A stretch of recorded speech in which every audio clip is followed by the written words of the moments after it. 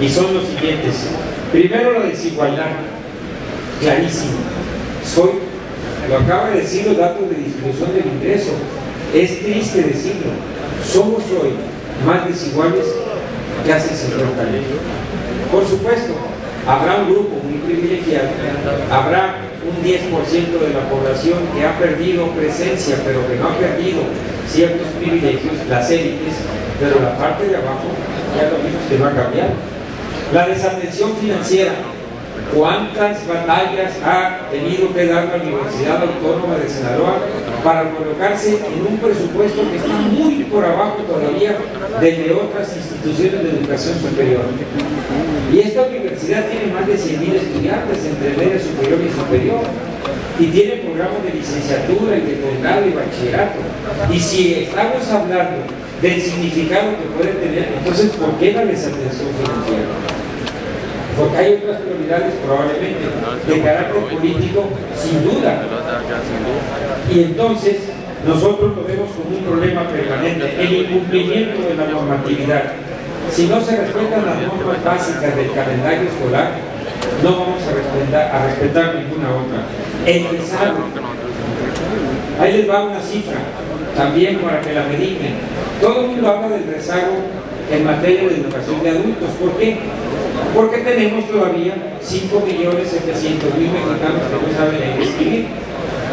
Y fíjense, es más fácil en los próximos años que muchos de estos dejen de ser analfabetos porque se van a morir a que porque hayan aprendido a leer y escribir. Sí, está demostrado en un análisis de seguimiento. Bueno, pues esa cifra de los 6 millones hace 30 años que venimos batallando con ella. Es decir, desde el año de 1980, y para ser más precisos, desde el 70, tenemos 6 millones de mexicanos que no saben leer y escribir. Pero luego vamos a los que no han terminado la primaria. Son cifras que ustedes deben conocer perfectamente.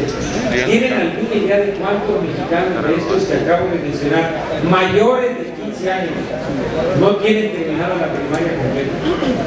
¿Alguna idea? 17 millones. ¿Alguna idea de cuántos mexicanos mayores de 15 años no han terminado la secundaria? 13 millones. Ya le sumamos 17 más 13 son 30 millones. Y si le sumamos los analfabetos, son 36 millones. Mayores de 15 años, quiere decir que representan de ese grupo de edad más del 50% de la población. Entonces, ¿cómo queremos lograr que tengamos un incremento en la calidad e incrementos en la productividad con ese rezago? Si esas son las personas que están trabajando, son los que están educando hijos y son los que están participando políticamente. Por eso, el desarrollo incipiente de la participación política, de la movilidad social y de las condiciones de pobreza. Queda claro.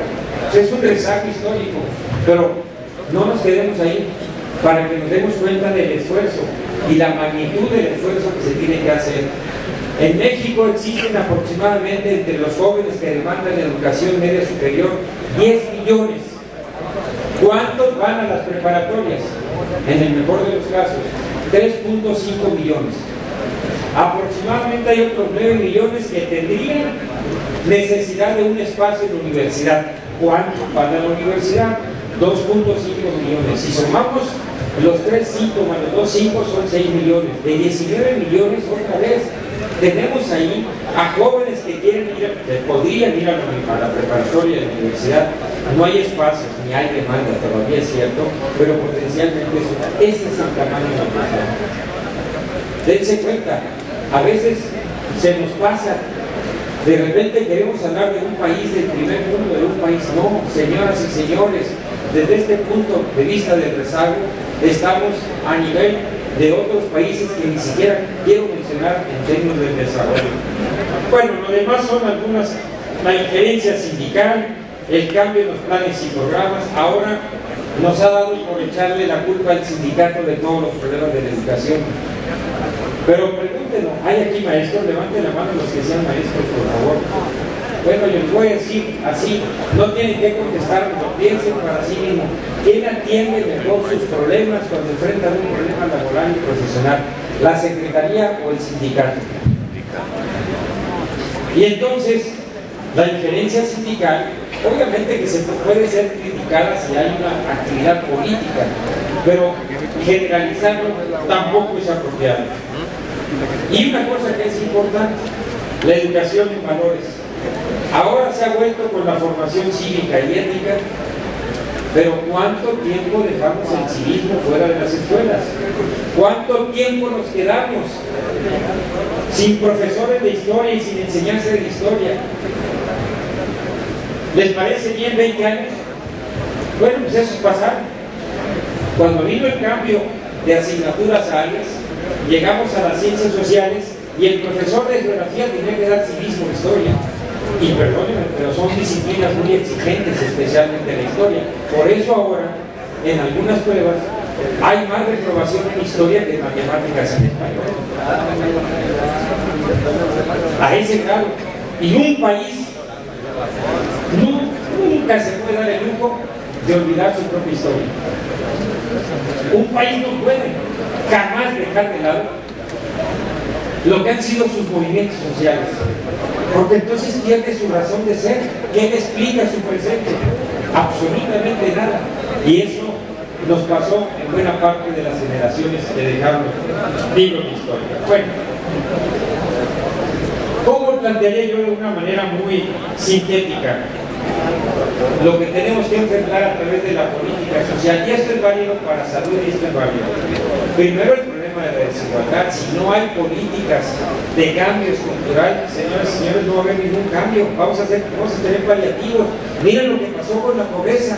¿Cómo es posible que había disminuido y ahora aumentó? Bueno, porque la influencia de la economía sobre las familias es más importante que la influencia de las becas y el programa de oportunidades. Tan sencillo como eso.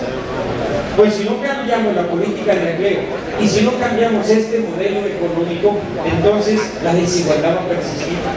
Y lo vamos a ver en los resultados de educación y en las pruebas.